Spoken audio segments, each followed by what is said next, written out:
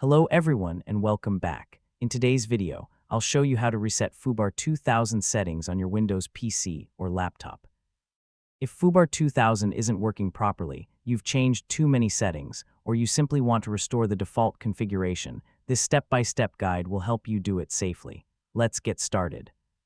First, close foobar2000 completely before making any changes. If you only want to reset a few options, open foobar2000, click **** File ****, then Preferences ****, and manually change the settings back to their defaults where available. If you want a complete reset, close the program and open File Explorer ***. Now navigate to the foobar2000 configuration folder.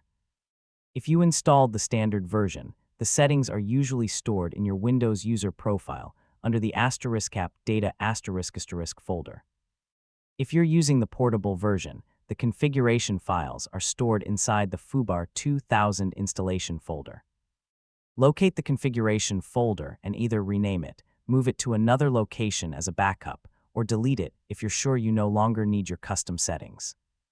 Be aware that this will remove your customized layout, preferences, keyboard shortcuts, playlists, and other personal settings.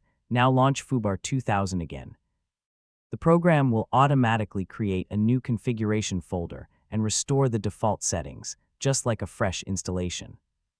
If foobar2000 still doesn't work correctly after resetting the settings, consider reinstalling the latest version from the official website.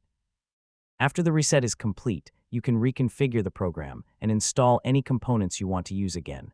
And that's how you reset foobar2000 settings on your Windows PC or laptop. If this video helped you, please give it a thumbs up, subscribe to the channel, and turn on the notification bell for more helpful tutorials. Thanks for watching, and I'll see you in the next video.